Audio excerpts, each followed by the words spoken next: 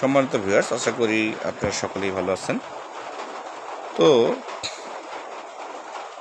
দুই তিনটি বিষয় নিয়ে আমি কিছু কথা বলতে চাই, যেগুলো আসলে বলাটা উচিত। যেমন ওটস স্যালাইন, এসএমসির ওটস স্যালাইন। আসলে স্যালাইন কখন খাওয়া যায়, আপনি কিভাবে খাবেন, আসলে এই নিয়মগুলো আমরা অনেকেই হয়তো জানি না। যেমন একটা ওটস স্যালাইন আপনি আধা লিটার পানিতে গুলতে পারেন, গুলে আপনি খেতে পারেন। আপনি কখন খাবেন? আপনার যখন ডায়রিয়ার সমস্যা হয়েছে, পাতলা পায়খানার সমস্যা হয়েছে, সেই ক্ষেত্রে আপনি স্যালাইন খেতে পারেন। আপনি যদি মাঠে কাজ করতে যান, আপনার যদি শরীর থেকে প্রচণ্ড পরিমাণ ঘাম বের হয়, আপনার যদি শরীর থেকে যদি লবণ বের হয়ে যায়, আপনার শরীর থেকে যদি সোডিয়াম ক্লোরাইড বের হয়ে যায়, সেই ক্ষেত্রে আপনি স্যালাইন খেতে পারেন। এবং স্যালাইনটি অবশ্যই আপনাকে 6 ঘন্টার ভিতরে গ্রহণ করতে হবে।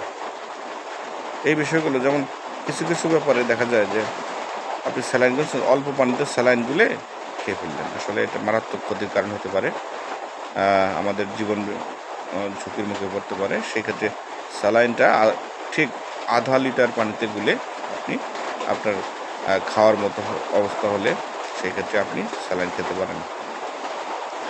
আরেকটি বিষয়, যেটা পিল খাওয়ার ক্ষেত্রে মহিলাদের অনেক সময় দেখা যায় যে ওই পিলের ভিতরে সাদা পিলগুলো খাচ্ছেন, কিন্তু দেখা যাচ্ছে যে যখন ওই শেষ পিলের সময়গুলো যখন চলে আসে, লাল রঙের যে পিলগুলো সেটি আপনারা খান না। এই ভুলটা আসলে আমাদের করা উচিত নয়। আমাদের যারা মহিলা রয়েছে সেটা করা উচিত নয়, কারণ এই পিলের ভিতরে রয়েছে মহিলাদের রক্ত বৃদ্ধি হওয়ার যে আয়রন, ফলিক অ্যাসিড, এই জাতীয় যে পুষ্টিকর যে ভিটামিনগুলো রয়েছে সেই পিলের ভিতরে সেগুলো রয়েছে। যখন আপনার মাসিক শুরু হওয়ার আগে এই পিলগুলো আপনার শরীরের ঘাটতি পূরণ করে এবং আপনাকে সুস্থ রাখতে সাহায্য করে।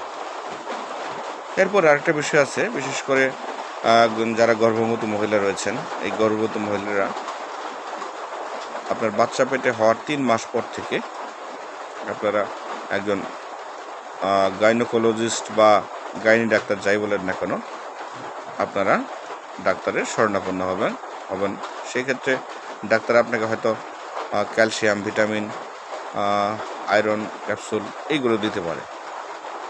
অবশ্যই ডাক্তারের পরামর্শ অনুযায়ী এই ক্যালসিয়াম, ভিটামিন বা আয়রন জাতীয় যে ক্যাপসুলগুলো সেগুলো আপনি অবশ্যই খাবেন।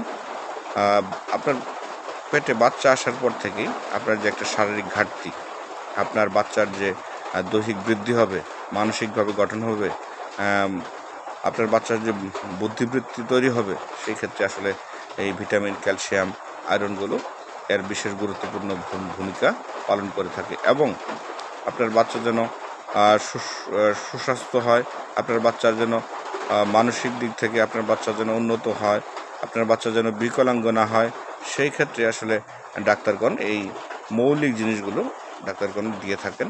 অনেকেই হয়তো ভেবে থাকেন যে বাচ্চা বড় হয়ে যাবে, বাচ্চা ডেলিভারি হওয়ার সময় বাচ্চা প্রসব করতে অসুবিধা হবে, সেইটা মনে করে অনেকেই এই আয়রন ক্যালসিয়ামগুলো খান না। আসলে এটা অবশ্যই ভুল একটি সিদ্ধান্ত। এই সিদ্ধান্ত থেকে আমাদের বেরিয়ে আসতে হবে।